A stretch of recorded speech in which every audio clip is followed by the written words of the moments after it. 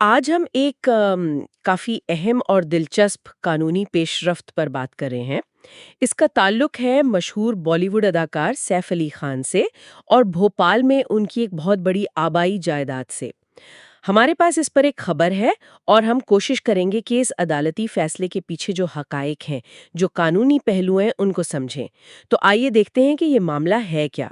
तो खबर तो ये है और काफ़ी आप कह सकती हैं चौंका देने वाली है कि सैफ अली खान भोपाल में अपने एक बहुत बड़ी जायदाद से महरूम हो गए हैं और खबरों के मुताबिक उसकी मालियत कोई 15,000 करोड़ रुपए बताई जा रही है।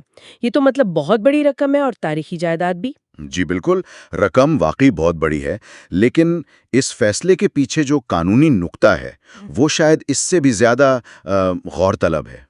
मध्य प्रदेश हाईकोर्ट ने फैसला ये दिया है कि ये जायदाद दुश्मन की जायदाद है, यानी एनिमी प्रॉपर्टी, और ये एक खास कानून एनिमी प्रॉपर्टी एक्ट के तहत आती है।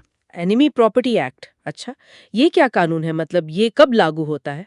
देखें, ये कानून बुनियादी तौर पर उन जायदादों के लिए बनाया गया था जिनके मालिकान 1947 में तक़सीम हिंद के बाद हिंदुस्तान छोड़कर पाकिस्तान चले गए थे। तो मकसद ये था कि ऐसी जायदादों का इंतज़ाम किया जाए जो उन लोगों की मिल्कियत थी जो अब टेक्निकली पाकिस्तान के शहरी थे। वक्त के साथ इसमें कुछ तब्दीलियां भी हुई हैं, लेकिन वो बुनियादी ख्याल वही है। अच्छा, तो अगर ये कानून उन पर लागू होता है जो पाकिस्तान चले गए, तो सैफ अली खान की जायदाद का मामला कैसे बना? वो तो यही हैं, भारतीय शहरी हैं। जी, यहीं पर ये मामला थोड़ा सा आपके लिए पेचीदा हो जाता है। इस केस में मसला बराह रास्त सैफ अली खान के जाने का नहीं है, बल्कि जो कानूनी नुक्ता उठाया गया वो ये था कि उनकी नानी की बहन, यानी अगर रिश्ते में देखें तो उनकी परनानी लगेंगी, वो तकसीम के बाद पाकिस्तान चली गई थी।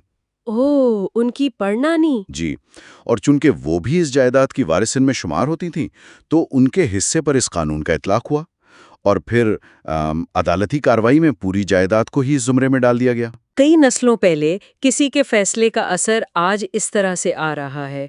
ये तो दिखाता है कि तारीख, खासतौर पर तकसीम जैसी बड़ी तब्दीलियां, आज भी कैसे कानूनी तौर पर असर रखती हैं। बिल्कुल, बिल्कुल। और इसमें एक और अहम पहलू भी है, वो है अदालती कार्रवाई का तरीका।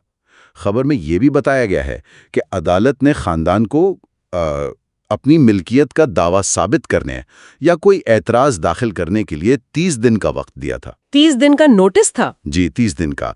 लेकिन उस मुकर्ररा मुद्दत में खानदान की तरफ से कोई बाकायदा जवाब या कोई दावा दायर नहीं किया गया।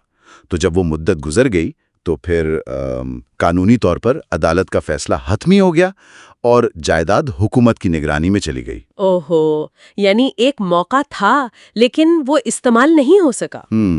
तो ये तो फिर सिर्फ 15,000 करोड़ रुपए का माली नुकसान नहीं रहा। ये तो एक तरह से विरासत का, खानदानी तारीख का, शिनाख्त का नुकसान भी है। आपने बिल्कुल सही समझा।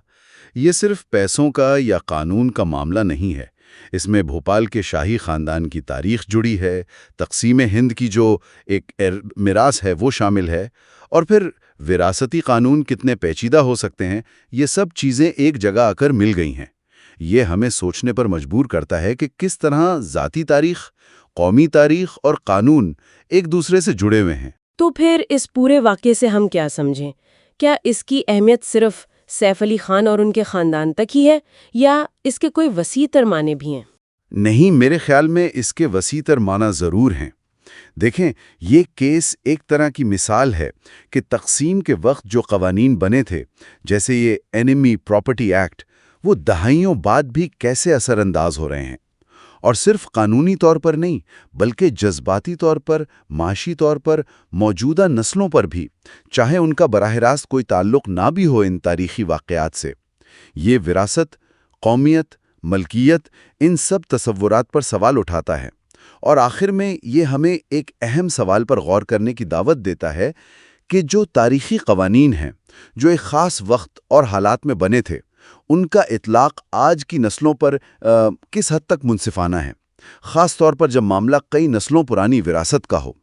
दहाइयों बाद जब असल मालिक शायद मौजूद ही नहीं, तो रियासत का दावा और वारिसीन के हुकूक, उनके दरमियान तवाज़ुन कैसे कायम किया जाए?